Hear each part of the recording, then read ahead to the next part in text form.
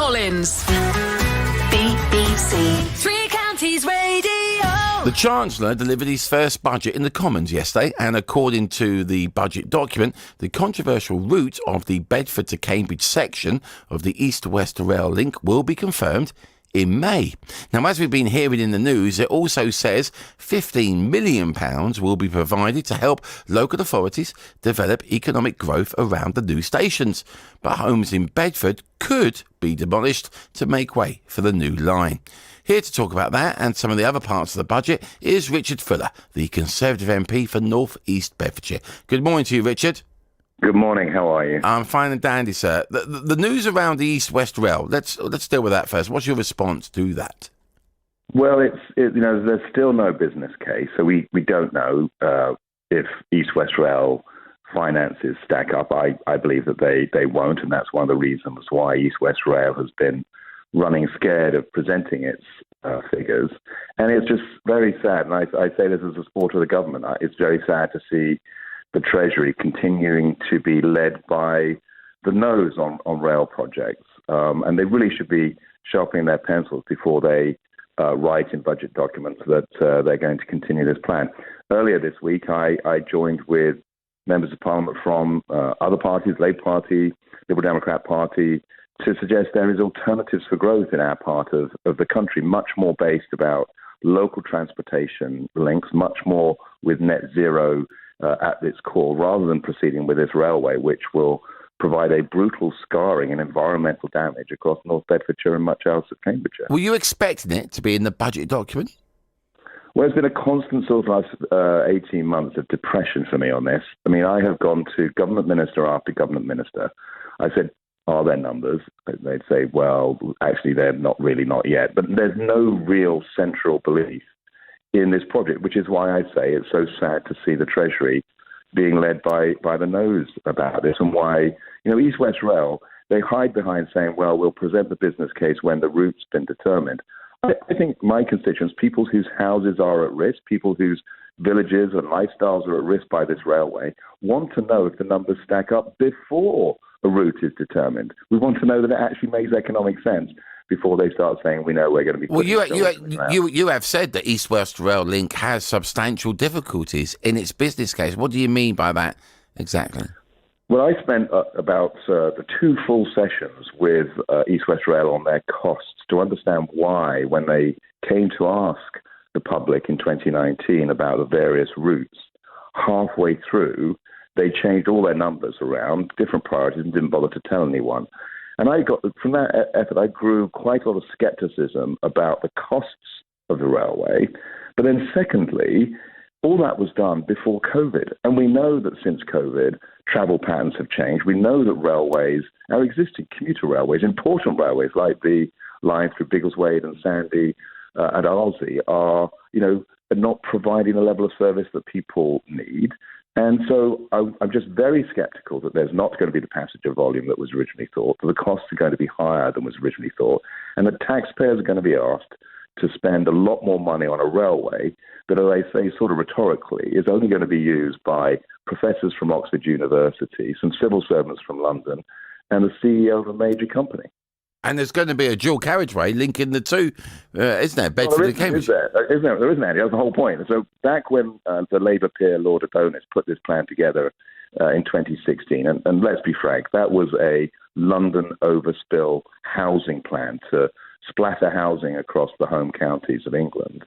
But he had 2 plans. It was a railway and an expressway, what you and I would call a dual carriageway. Well, many years ago, Buckinghamshire said, well, we're not having that anymore. And you know why? Because they were experiencing a railway through their part of the country, which they knew didn't make any economic sense. So I'm a bit depressed by that part of the budget today, I must say. But still fighting. OK, you have written to the Chancellor with your concerns. What do you think will happen? Will he listen?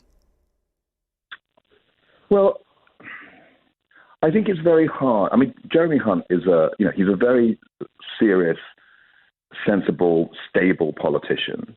And I think he will listen when the business case comes out. So we see this in the document, but there will be serious questions, and so I think he will listen. And I just hope, as I say, that the Treasury thinking on this will start to reflect some are thinking that, railway, was it Grant Shapps, wasn't it, from our area? He was the transport minister. He said there was a complete waste of money. So, there are voices in government that do think plans based much more on net zero, modern, forward-looking, that fit with the patterns of how people want to live and work. People want to live nearer where they work. And now with Zoom and other, I shouldn't really put brand names, but, Zoom and Teams and other communication systems, we can do a lot more without having to sort of get on a railway between Oxford and Cambridge. And of course, with all of this going on, letters back and forth and waiting till May, there's these residents whose homes are in question. They could be losing their homes. I mean, what would you say to them this morning? Well, I think there are some serious questions for those who have said that East West Rail, won't need to demolish any houses, particularly in the town of Bedford. I'm not the MP for Bedford, and I know I spoke to the MP for Bedford this week, and I know he has very serious reservations about this. And I think East West Rail should come clean with the Mayor of Bedford and with the MP for Bedford about, have they finally now decided that it's going to be demolishing those houses? I think East West Rail, to be fair, have said that those houses will be demolished. And of course, for many other people, and it's not just whose houses are directly in line, but it's people who perhaps are in villages that will be seeing an embankment about 20 or 30 meters away from a house that they recently bought. They do want some certainty. The best certainty the government could have provided in this budget was to cancel East West Rail's extension from Bedford to Cambridge. And I say that as someone who used to believe it was a good idea. Now I know the numbers don't stack up. It's going to cost taxpayers a huge amount of money, and very few people are going to be using it. Richard, while we have you on, I want to talk about the budget in other subjects, if I may. Earlier, we spoke to the Lib Dem MP for St Albans, Daisy Cooper. Yeah. And as you might expect, she is critical of parts of the budget, but does welcome the news on childcare, but questions the timing. She accepts it can't happen overnight. Your response to that, please, Richard? Well, Daisy Cooper is very thoughtful on this area. And, I think we always want to see progress made more rapidly. I don't think the her comparison with COVID is right. I think it's a different type of problem. With COVID, the money was put to the process of discovery, and the risk was would the discovery be made and then would the production be fast. Remember, that cost hundreds of billions of pounds. This effort is not quite sizable, but the issue here is about trying to create the capacity in terms of people. And part of that is attracting more people into childcare, and part of it is about changing some of the regulations that we have had in place. And those things do take a little longer to put in place. But it is good to see the government looking to find ways to get people back into work. I do think, and also the changes that were made to get older people back into work by removing the cap that particularly affected doctors, is the pension cap that affected doctors, is a good move. So there was a series of serious targeted measures by the Chancellor here to try and get more people back into work. That will help promote growth and create more money so we can help Daisy with her own ambitions on this. Richard, some would say, the timing is, it's a bit cynical, a bit being criticised, because, we've got to wait a while before it can all happen. And that's kind of like near when we get into an election time, and it's like a little reminder, look what we've done for you. We've given you some extra money, and remember that when it comes to voting. Some would say that. Well, yeah, that's all fair and all part of politics. I have a slightly different view on the economy to some.